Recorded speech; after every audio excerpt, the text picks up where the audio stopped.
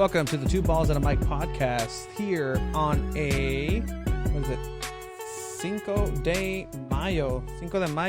Happy Cinco de Mayo, Chiva. Happy Cinco de Mayo. I mean, for those of you, I know you put it on the story, it is not the Mexican Independence Day. Absolutely not. La Batalla de Puebla, papi. Because Cinco de Mayo is really not celebrated in Mexico that much. Mostly it's just in Puebla. It's La Batalla de Puebla, the famous battle. But yeah, I mean, it's always nice to celebrate something, especially during COVID-19. Absolutely. So this week we're going to go ahead and talk about NFL very early predictions and projections of how every division is going to end up at the end of the season. We're also going to talk about The Last Dance. Episodes 5 and 6 came out yesterday. I think a little bit more aggressive Jordan than we've seen the last couple of episodes. Definitely, yeah. And interviews with the great Jimmy Conrad and Eric Avila that just wrapped up and are on our page. Awesome possum. Yes, sir. Wow. I mean, I want to say that we're getting closer to the point where I'm going to be able to go back to the studio. It's not looking like it, man. It's not looking like it. I mean, we're always inching closer to when we're going to go back to normalcy. I have the boy Mike holding your seat down. Thanks, Mike. But I mean, across the board, and I'm pretty sure everybody's just tired of being inside. As much as that sounds weird to some of us, we want to go outside at least just for normal activities, and hopefully it starts with sports, but hopefully sports start up soon. I know still the NFL has carried on and powered on through this entire thing. And for the NFL this week, I know we had the draft a couple weeks ago. We're going to go over the way too early projections onto who we think is going to win each division and where everybody's going to end up post-draft. So, let's see. Chiva, you were I heard some critics talk about you and how you chose your boy up in Buffalo, your quarterback, as the best young quarterback in the league. So we'll see how that ends up. Where do you want to start? You tell me. NFC, AFC, East, South, Northwest. We'll start AFC, man. AFC. All right, you go ahead and choose East, North, South, or West. Let's go with the West because I feel like that's gonna be the easiest one. So we have teams in the West in order alphabetically. The Chargers, that already fucked up because the Chargers with the C, and you have the Broncos with the B. Chargers, Broncos, Chiefs, and Raiders. So yeah, I mean first place in that division is gonna be Kansas City, no doubt. I think you can agree with me on that one. I feel like second place in that division is actually going to be the Raiders. Okay. They're going to have a really, really decent squad, especially if their card is able to play at top level. Okay. And I feel like third we'll have the Chargers and fourth Denver.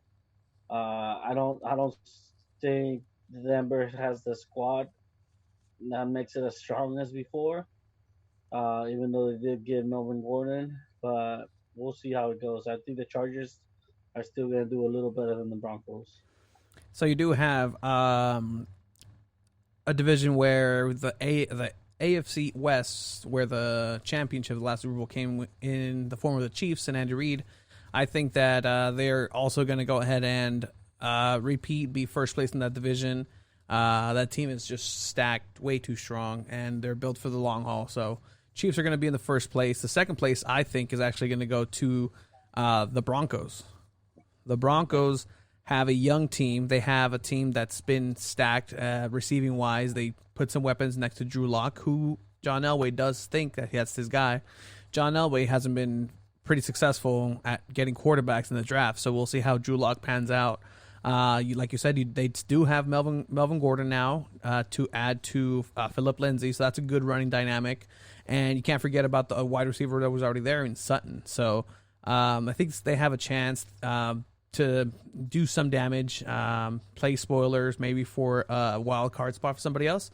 But I think the Broncos are going to be number 2. Number 3, I think it's going to be the Raiders. The Raiders have a good team. But something that might hold them back this year is the fact that they are moving into a new stadium, new venue in Vegas, new everything. How Derek Carr is going to adapt to this new environment, I guess, because Oakland isn't the same thing as playing in Las Vegas. I don't care what you say, it's not the same. He's crazy. Yeah, and so that just leaves the fourth place at the Chargers, only because the inconsistency that they're going to have in quarterback, or not even necessarily inconsistencies. Tyrod Taylor, he's a decent quarterback, but I don't think he's a quarterback that's going to win you those important games, especially moving into the later part of the season where he hasn't made an appearance in a couple of years, where he's either benched or injured. So, yeah, so I think the Chargers are going to go ahead and end up being last. And yeah, I don't know. Like that's my AFC West. Too. Yeah. Do you want to go East now? You want to go East? All right, let's go East. And AFC East. Okay. So this is a division where it's always been dominated by the Patriots for the last decade or longer. You know. No more Brady. No more really the offensive weapons that they used to have. They're gonna rely a lot more on the defense. So that's why you have Buffalo, who's doing decent over the last 2 seasons. The Jets, who are not as strong, even with them, they got Le'Veon Bell, and then you got Miami, who surprisingly look a little more stacked this year on defense. So that's why I'm gonna go ahead and give Buffalo number 1. I'm gonna go ahead and put Patriots number 2, Miami number 3, and the Jets number 4. Interesting. Just because you can't rule out the Patriots just yet as well. So you can't rule out the Patriots, but you're going all in on the Bills this year. All in. They're going to take the division. I think they're going to take the division. I think they have a strong defense. Josh Allen is probably the best up-and-coming quarterback in the league. And you gave him Stephon Diggs as a weapon, so still got Hollywood Brown, you got David Singletary. I think they're gonna have a really good season. Get Devin Singletary out of your mouth. That's my boy. I told everybody about him last year. But yeah, no, I'll give you that. The Bills do have a pretty good team, and the Patriots, you can never count them out. But I think it's going to be the Dolphins here this year. Fitzmagic back there, no Tank Fitzmagic is going to lead that team into a decent record. The Bills, I don't know. I don't trust the Bills. There's something about the Bills that I don't trust, and they're honestly one of the teams that I think is can be a sleeper. Not necessarily a sleeper, but they can do damage in the playoffs if they get their act together. Last year they had that chance against the Texans, and your boy Josh Allen was single-handedly the reason why they lost that game. So maybe with a little bit more experience this year, man. Huh? You live and you learn. You learn from those experiences. You learn from those mistakes. It's gonna come back better than ever. Yeah, but I can tell you the same thing about Lamar Jackson, and you'll just brush it off. Anyway, we're in the AFC East. So with that, I think the Dolphins are going to be the first place this year. They're going to surprise some people because they have a good defense. Second place, I'm actually going to go with the Patriots. The Patriots, talking about defense, still have, last year was one of the most dominant defenses of all time. And I think Bill Belichick is going to double down on that defense, and they're going to just be stacked, but their offense is not going to be enough to move them past. And I'll give it to you. I'm still between, the Dolphins and the Bills, either being 1 or 2. But that 2 spot, I think it's going to be, regardless, I think it's going to be the Patriots.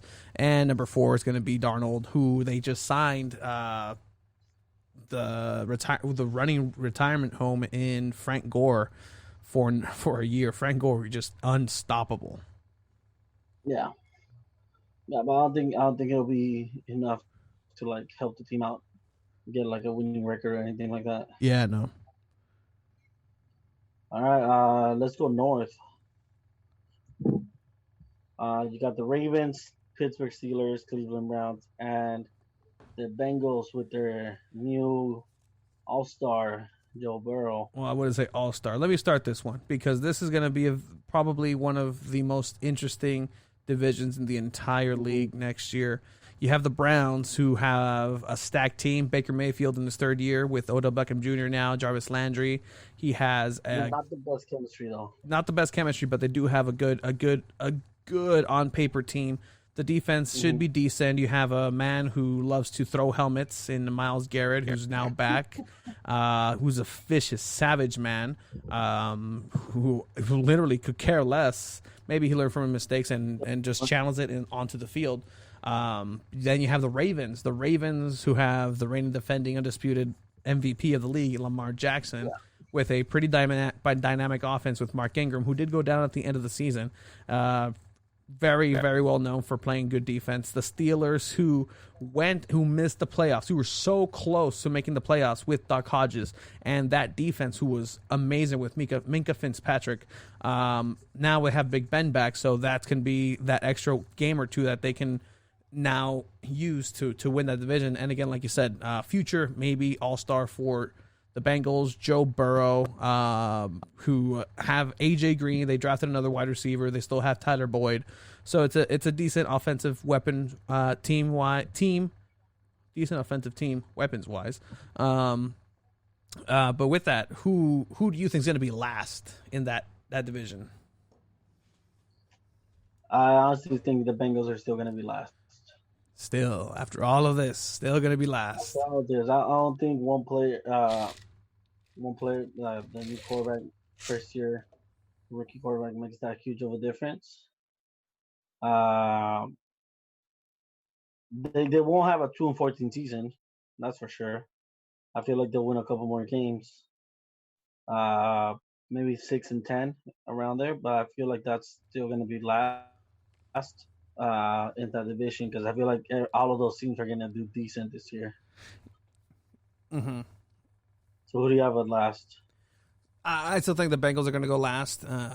They don't necessarily have what's needed to be a successful team just yet.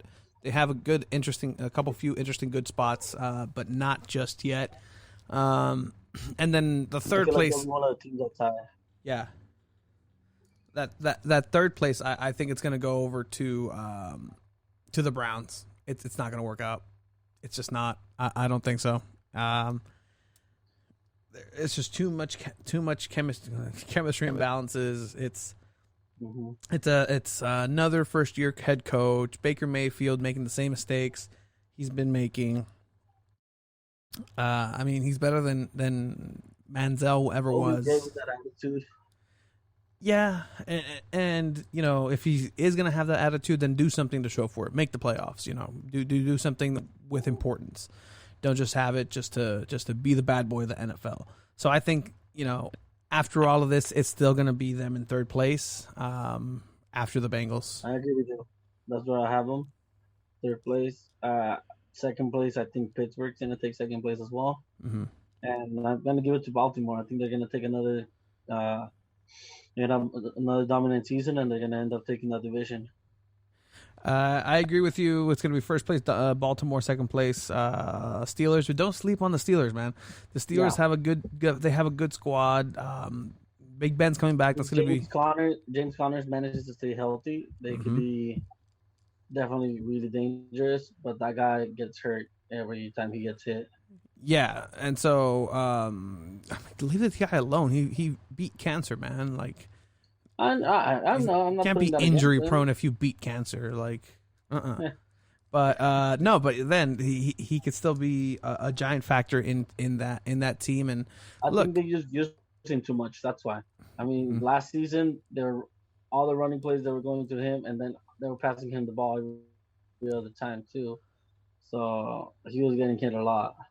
And interestingly enough, and on USA Today this time last year, they had a projection for the upcoming season, and what they had, I think we all had last year, high hopes for the Browns. They chose the Browns for first place, and then Ravens, Steelers, Bengals.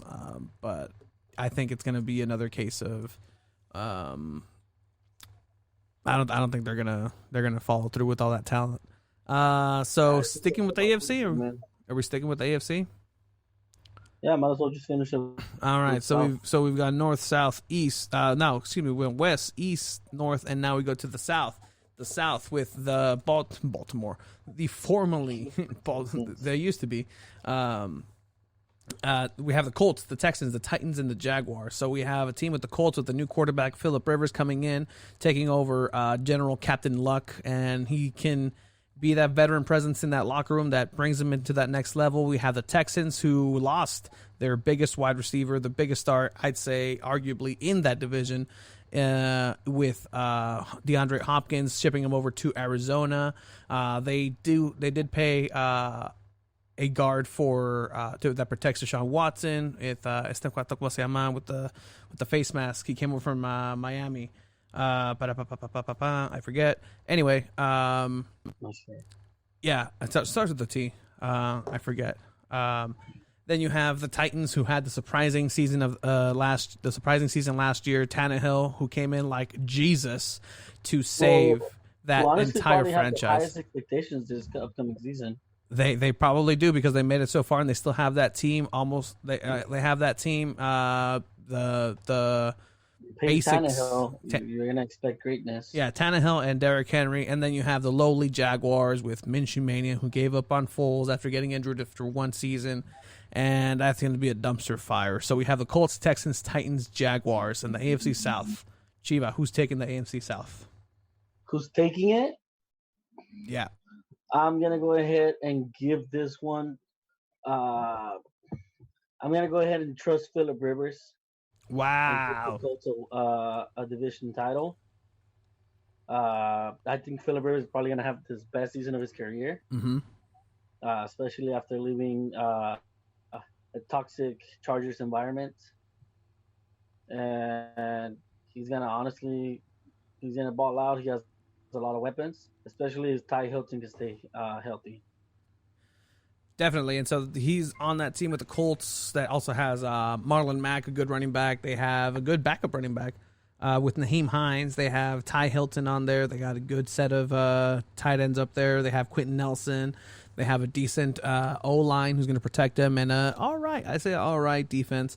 So it's going to be rather interesting seeing how the Colts are going to come out this year. And they do have, I guess, the competition that they have this year is going to be more the Titans than the Texans, because the Texans always have their number. But I agree, the Colts are going to be number one that year. Number two, I think, is going to be the Titans. Who might make a wild card push in that. And again, they have the most solid squad after the Colts. Number three, I'd say Deshaun. Deshaun's gonna get tired of it. He's gonna get tired of Bill's stuff, and he's just gonna take off from there. He deserves to have a better team than the Texans right now, and the Jaguars are just I don't know, man. I don't know. I think we have the same mentality in this division, especially in giving Phillip Rivers some trust. Again, Houston lost a lot of weapons, especially their biggest weapon, which is going to take a huge blow on them. And I agree that Jaguars, I don't think they're going to do much this year either. It's probably going to be one of the worst teams in the NFL. They're tanking for sunshine this time. They have Trevor Lawrence out of Clemson, who's, I guess, the big take next year's draft. People say the Patriots are going to tank for him. You don't know. The Jaguars are just a mess. They're not paying Ngakoue. There's just a bunch of things going on down in Jacksonville. But yeah, they're going to be the bottom of the league, not just the bottom of the division, the bottom of the league. Yeah. So switching it over to the NFC, the National Football Conference. Let's start with the NFC. Where do you want to go? Because all these are juicy. The NFC is juicy. Go ahead, pick. Huh? You go ahead and pick. I go ahead and pick. Well, I'm going to go ahead and pick the division of my Philadelphia Eagles. The Philadelphia Eagles with the Cowboys, the Redskins, and the Giants. Pretty tight race there is going to happen between two teams, the Cowboys and the Philadelphia Eagles. The Cowboys, who took CeeDee Lamb right under the nose of the Eagles this last draft, just because we took Dallas Goedert a couple years ago when they needed a tight end when Witten retired. The Eagles still have a pretty solid team. They have a good wide receiver core if healthy. Can emphasize enough. If healthy. And good running back with Miles Sanders, obviously Papa Jesus, the Ginger God, Carson Wentz, who, again, there's a lot of talk about, they drafted Jalen Hurns from out of Oklahoma in the second round. What's going to happen? Look, if it's going to be him running two yards into the end zone, getting a touchdown instead of Wentz doing it, I don't care. That's fine. I'll live with it. Unless I have Wentz on my fantasy team, which I'll be a little. What if Wentz has a horrible season and Jalen Hurts comes in and saves the day and takes over the starting position? How would you feel about that? Cool, because that just means the Eagles are doing well then with Jalen Hurts on the helm. But you put so much pride and joy on your guy Wentz. Mm-hmm. He's gonna give up on him after one bad season? No. I mean, in that case, you got to play the hot hand, and I trust if the coach is making the decision to put in Jalen Hurts instead of Carson Wentz, it's for a reason. Doug Peterson is the same coach that trusted Nick Foles and won us a Super Bowl. I trust whatever Doug Peterson chooses. If he chooses, because it's him that's choosing Carson Wentz over anybody. It's him that's choosing and telling everybody it's Carson Wentz's team and nobody else's team. It's ridiculous to even consider anybody else being the leader of this team other than Carson Wentz. And yeah, you bring in a new quarterback in. It's not the same thing as Green Bay and Jordan Love and Aaron Rodgers. But if that does happen, you know what? And Jalen Hurts comes in and starts balling out, sure, go for it. I mean, if it's better for the team, it's better for the team. It's something even Carson Wentz, I think, would understand. If it's doing better for the team and it needs him to take a step back and Jalen Hurts to take a couple games in, sure, because that's what's best for the team, and that's what got Carson Wentz a Super Bowl ring, something Jared Goff does not have. Moving on. Who do you think is going to be the bottom of the NFC East? Jared Goff in this, trying to make it personal or something. Maybe. But anyways, you also got the Dallas Cowboys, who got your boy CeeDee Lamb, adding weapons to the team, bringing in Andy Dalton as a backup, which is a really good signing. Interesting move, yeah. Which honestly adds a little more competition to Dak Prescott. If he's not playing at the level that they want him, they can just throw Andy Dalton in and probably ball out as well, you know? So for this one, first place, I'm actually going to go ahead and give it to the Cowboys. I think it's going to be their year. Wow. I don't like it, but I think they're going to have the best season out of all the teams there. Oh. Washington, I'm not going to rule them out because they do have some interesting picks. Time out. You're not ruling out Washington. You have not mentioned the Eagles after you mentioned what you think the first place Cowboys are going to be. So are you starting to insinuate that the Redskins, not being counted out, are going to do better than the Eagles? I think they're going to have a decent season. Here's my ranking. Dallas, okay, first place. Then it's going to be the Eagles with a not-so-good record. It'll be kind of like 8-8. So we're gonna have the classic Dallas. We're gonna have the classic Dallas 8-8 Jason Garrett record. That's gonna be bested by McCarthy's Cowboys. Dallas will have a winning record. Dallas will have a winning record. Wow. Okay. Yeah. I'm gonna go ahead and put the Redskins in third, and the Giants in last. The Giants in last place. Interesting. I don't think Daniel Jones is that well developed yet. Saquon Barkley needs to stay healthy, and I don't think he just himself can carry the whole team. Good point. I do see that. You know, you do have a couple stars over in New York with Saquon and Danny Dimes. They also have Darius Slayton and wide receiver. They have an all right team, but I don't think it's going to be enough for the superb coaching that Ron Rivera is going to give the Washington Redskins, because I trust Ron Rivera. Ron Rivera is a really good coach. I think it was a mistake for Carolina to let him go. But yeah, I think Washington, especially getting Chase Young, you know, he's going to make an impact on the defense, and it's gonna help win a couple games. Definitely. So you have Cowboys 1, I have Eagles 1. You have Cowboys. I have Cowboys 2. You have Cowboys 1. So we'll see how that pans out. Go Birds. Moving on to the NFC North. North, Drama Central across the board. We got Green Bay, who had probably the shittiest draft in a while. What was that, man? Jeez. Yeah. You got the Vikings who lost Stephon Diggs. I don't think they picked up any other receivers, right? I think they picked up from the draft. Mm-hmm. Uh, and then you got Chicago, who's gonna have who don't know who their starter's gonna be. It's Trubisky or Foles in the fight. And we thank our audience for being patient with our cell phones going off. And then you got Detroit, who traded away one of the best cornerbacks in the league to your Eagles. So I don't think this is going to be the best, most interesting division to watch. But I'm going to go ahead and give the Vikings first place.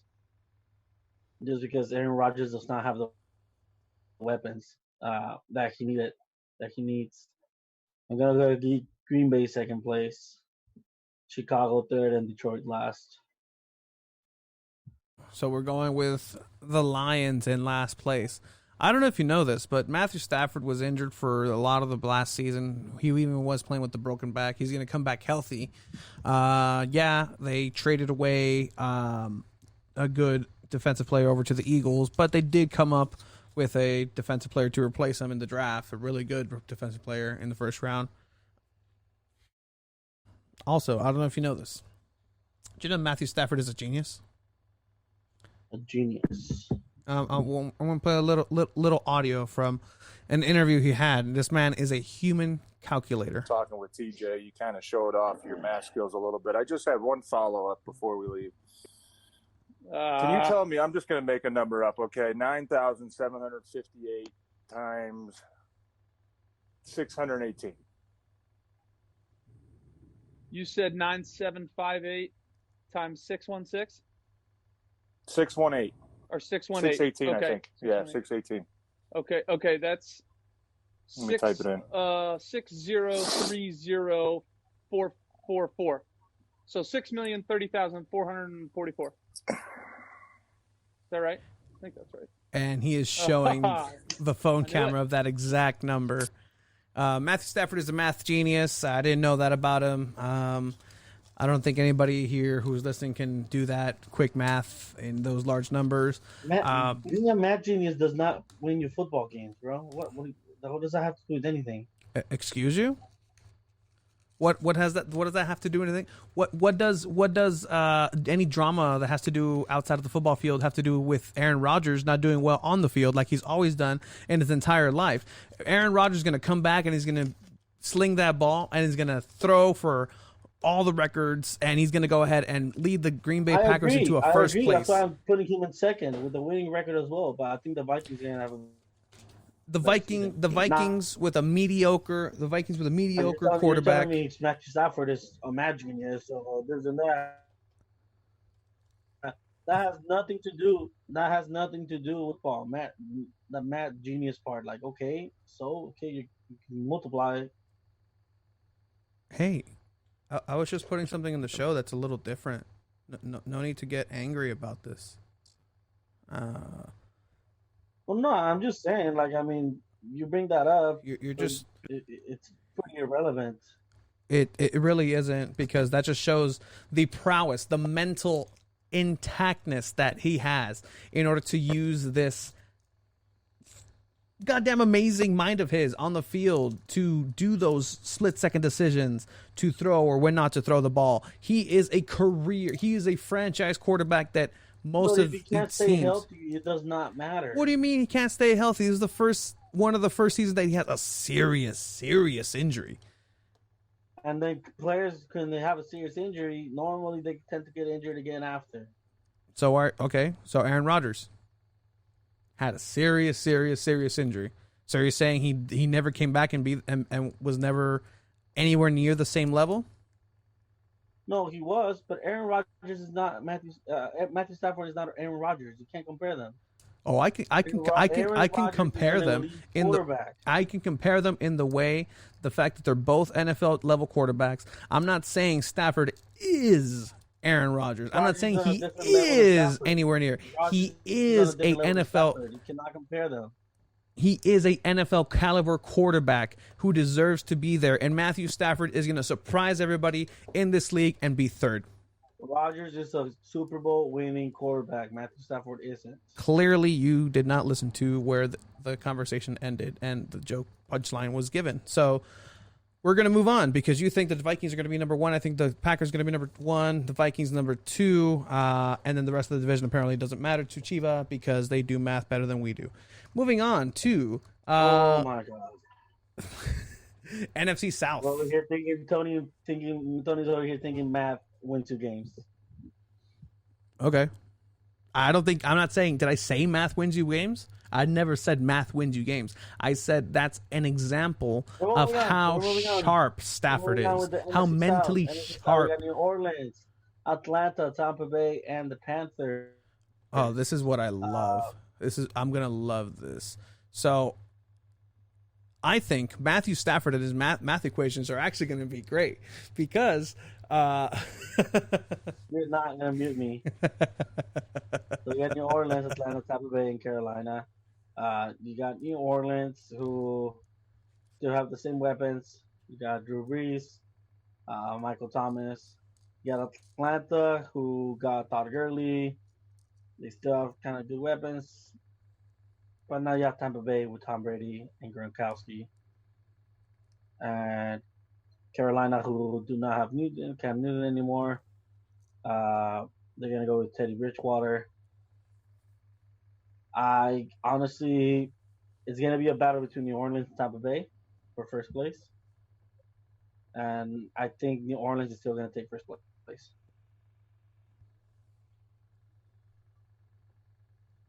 No insight as to why? Because Drew Brees is still in the same. Drew Brees is still in the same environment. He's comfortable there. He knows what weapons he has. He knows that offense better than Tom Brady knows the Tampa Bay offense. And I think Tom Brady's gonna have to at least settle in a little bit. It'll take maybe one season to settle in. Interesting. For the bottom up, I think it's going to be Falcons and Panthers in third. Falcons fourth, Panthers in third. I was going to go ahead and go Saints 1 and Buccaneers 2, but you just pissed me off, so I'm just going to go ahead and go Buccaneers all in. I know for a fact that the sloppy seconds for New England never work out anywhere else. So you have a duo of sloppy seconds in Tampa Bay with Tom Brady and Gronkowski from New England. You surround it with a lot of weapons, so it can be a different story altogether. But I would have said that Drew Brees is going to go ahead and still go ahead and be first. But just because of that, I'm Team Bruce Arians, I'm Team Tom Brady, and I'm Team Tampa Bay, buddy. Number one, Falcons are going to be 3. Number 2 is going to be the Saints. Number 1 is going to be Tampa Bay and TB12, and a whole bunch of pissed off American football fans. All right. Well, we'll see when the season rolls around, and we'll see what happens. Do you think Tom Brady's good at math? Shut the fuck up, dude. What's that to do with Poll question: does that have to do with anything? You'd be surprised, Chiva. That has to do with something.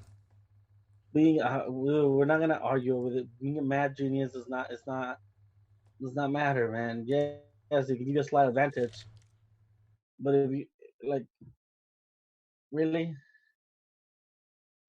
I never said it was math. I said it was his mental prowess that you just took and said is math. Anyway, we're wrapping it up with the NFC West. Beautiful. No. I love this. Let's see. I'm pretty sure, math isn't going to help anybody in the Rams this year.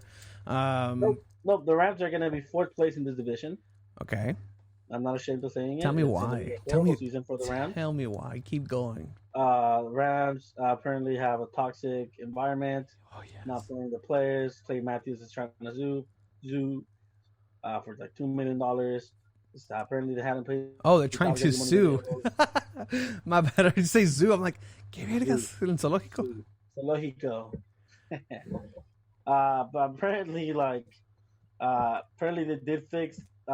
Take a look at Goff's contract, and they kind of tweaked it a little bit where they were able to make cap space for the draft, which in itself was a good move. them kind of realizing, okay, we're paying this guy a lot of money. Yeah. I think they're still going to be fourth because they don't have the top running back anymore. They lost a lot of defensive weapons. And we're going to have an offense kind of relying a lot on Josh Reynolds, which is not the best. I mean, yeah, you still got Brandon Cooks is still there, or did they trade him too? I don't know. It's your team, buddy. Your research. Yeah, I mean, I've not been following that much because I'm pissed at them. You know, I like to boycott my teams a lot.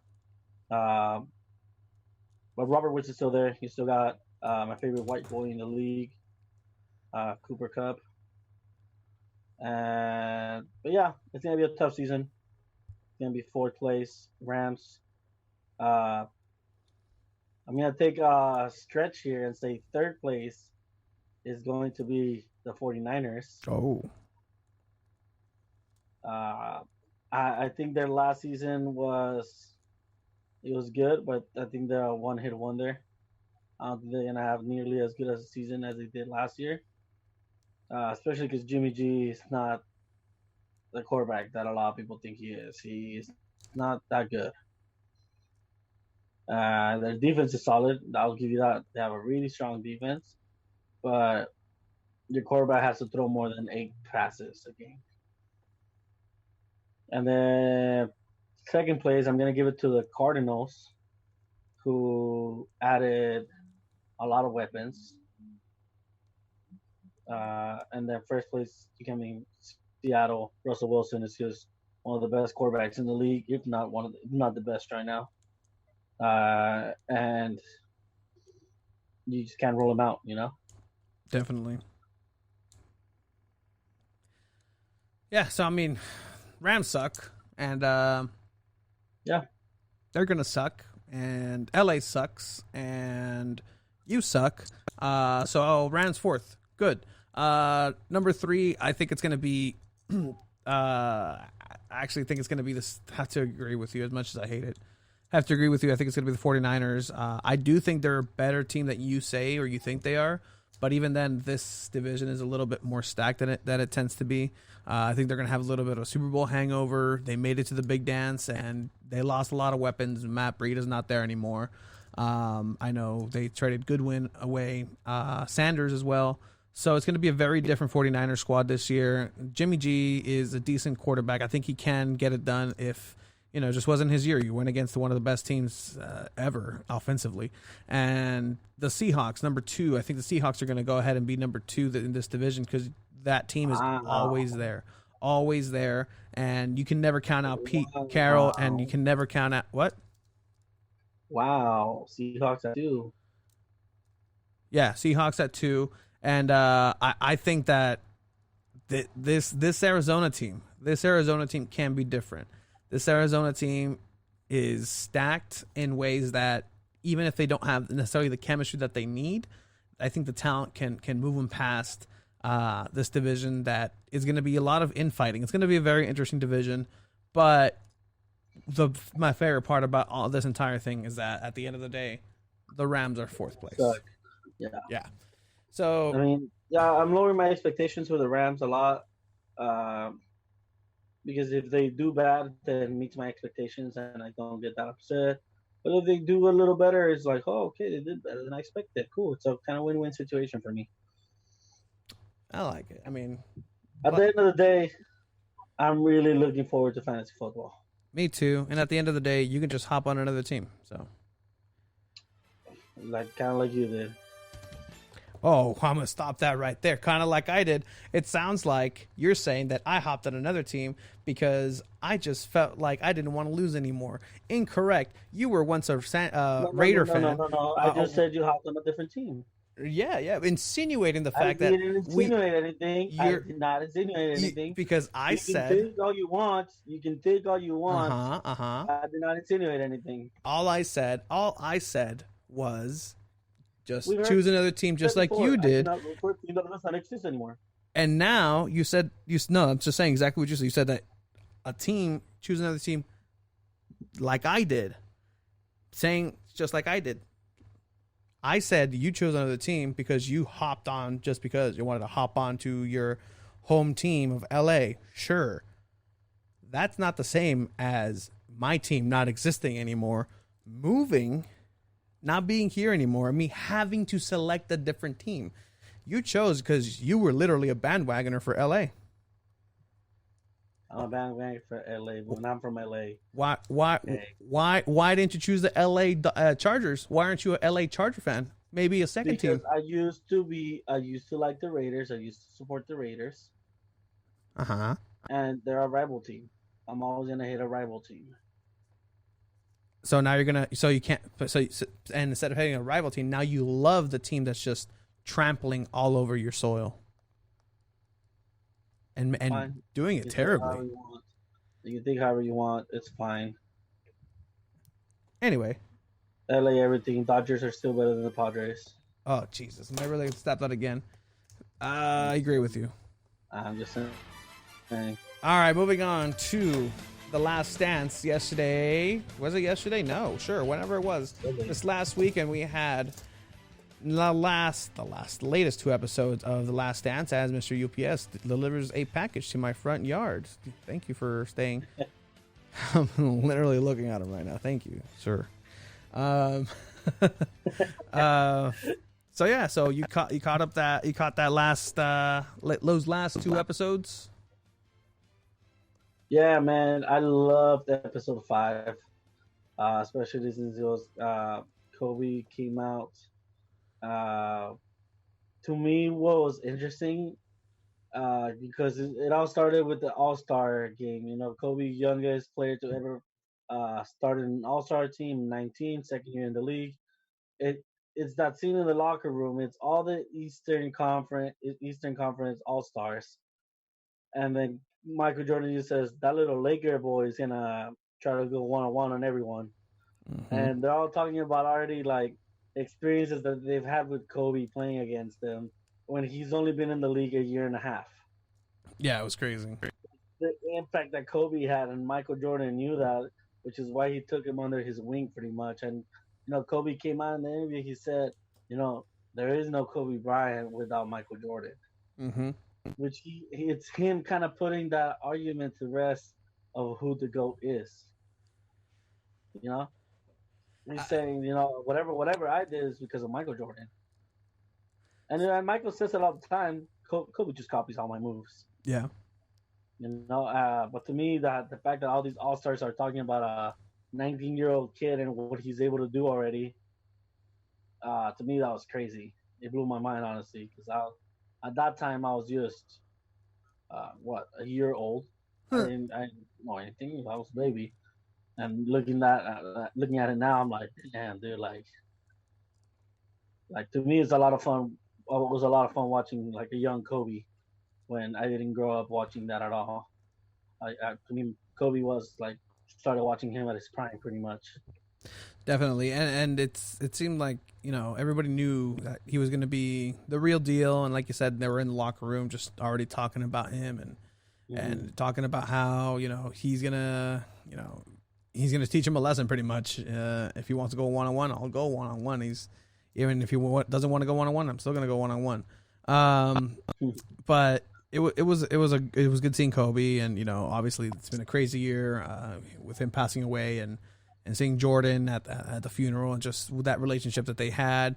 And you can really tell, like, that was somebody who Jordan really, you know, let into his inner circle to say something that a lot of people don't see.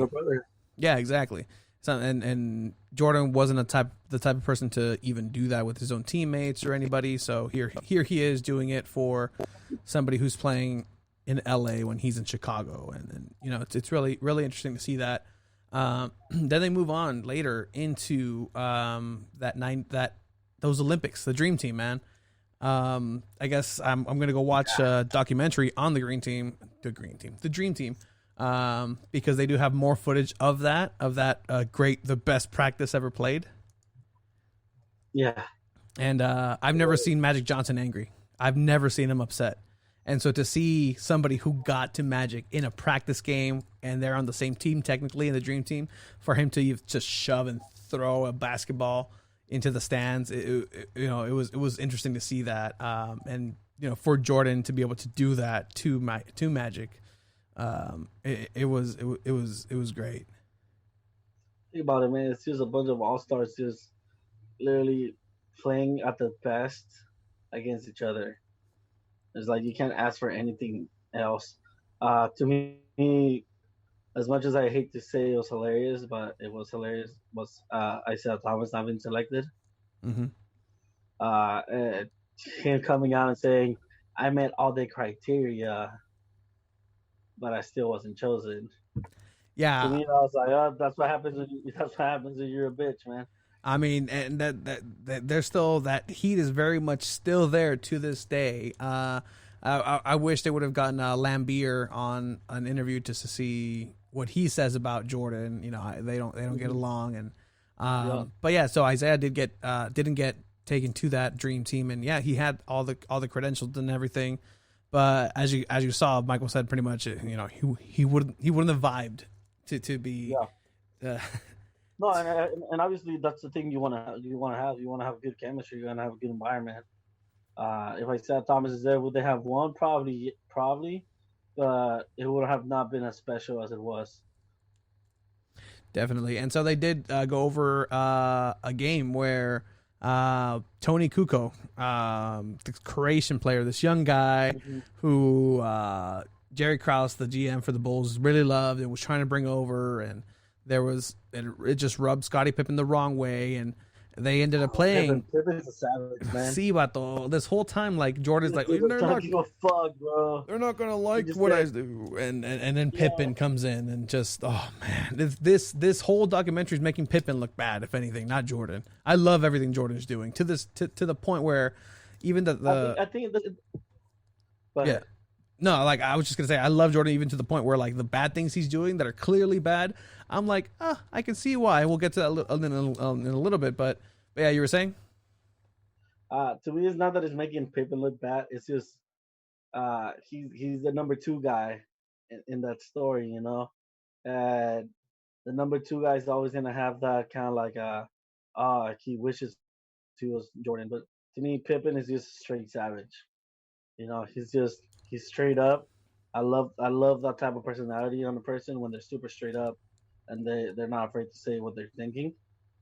And this guy just straight up says, this guy does not have what it takes to come to the NBA.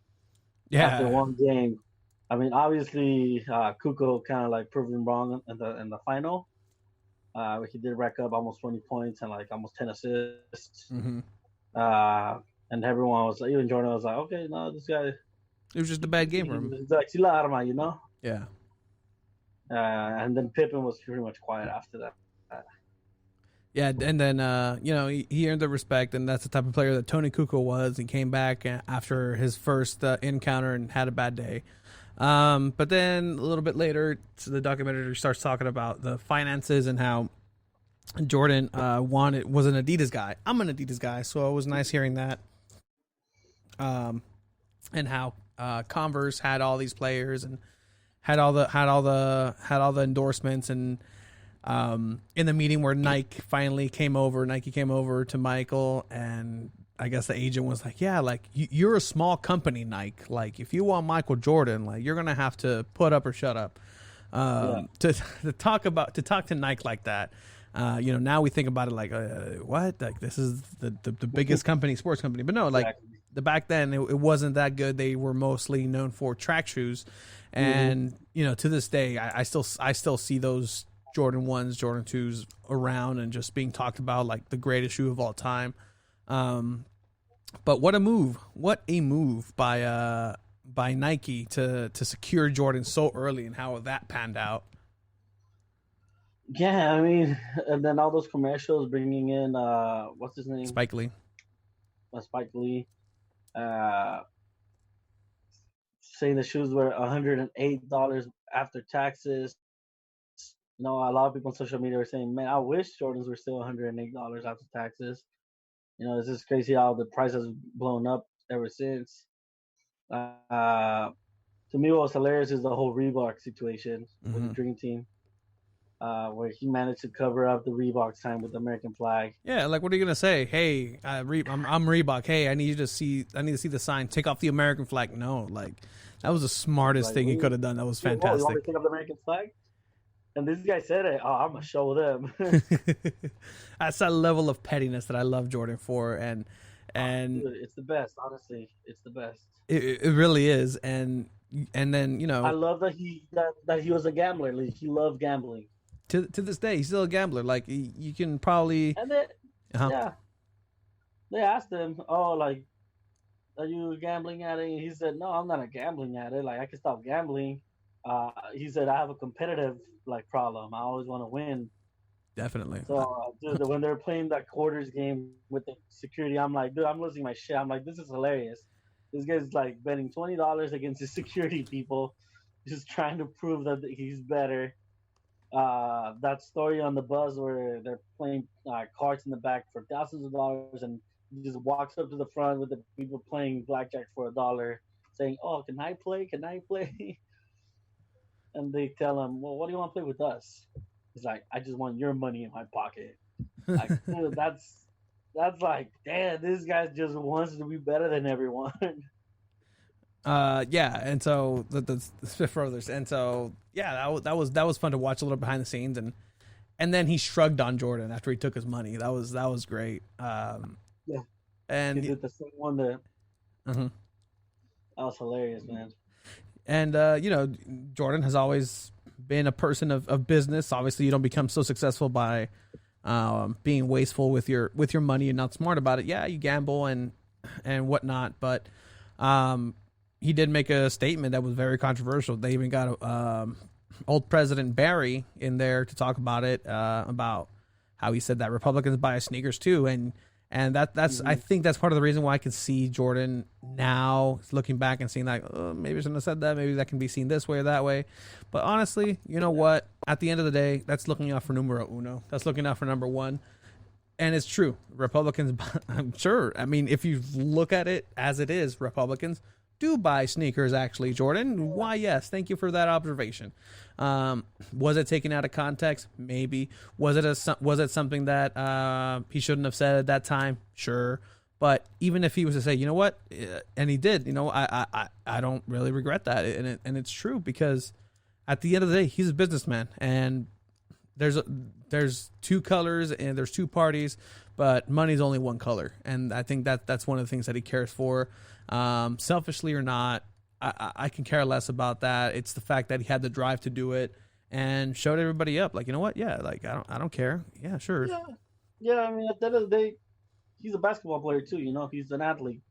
It honestly bothers me when people assume that athletes, just because of the platform that they have, they should always have a voice in politics or in social injustice and stuff like that. Like, you're an athlete, your focus is on basketball. I respect that. I get that.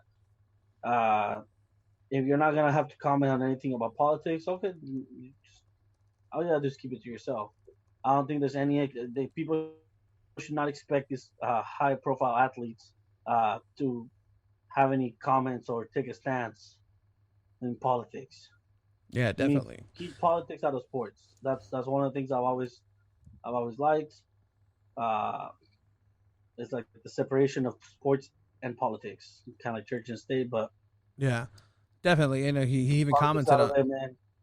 He even commented on that with the Muhammad Ali thing. He said, "I don't comment on Muhammad Ali. I do commend Muhammad Ali for standing up for what he believed in." Jordan said, "I never thought of myself as an activist. I thought of myself as a basketball player. I wasn't a politician. I was playing my sport and focused on my craft.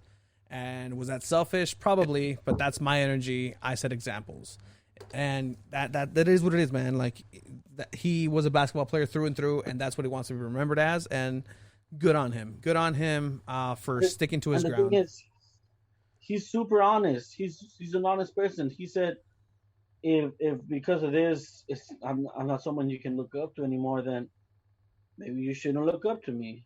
Find someone else to look up to. Exactly.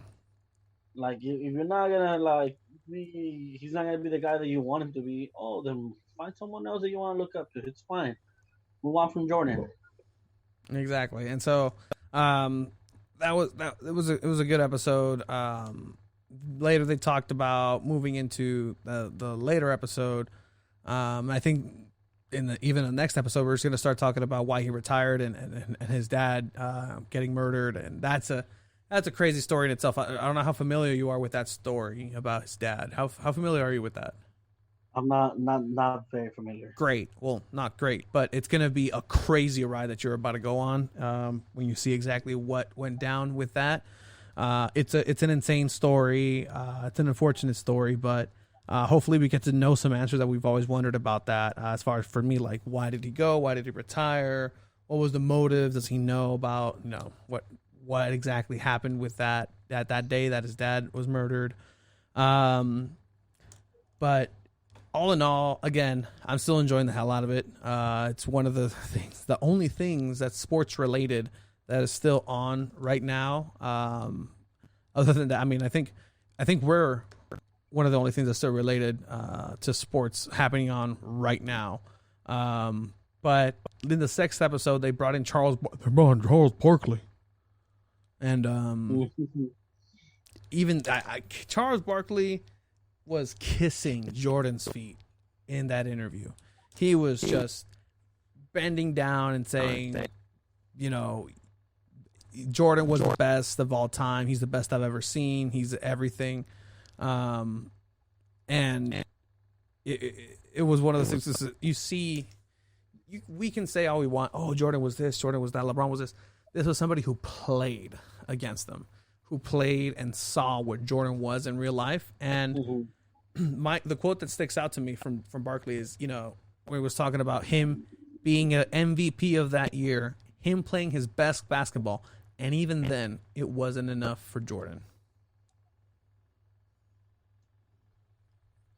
Yeah, I mean, it just shows you the level that Jordan has, and that other All-Stars just respect that. They understand that Jordan is above everyone else. And you can't blame him.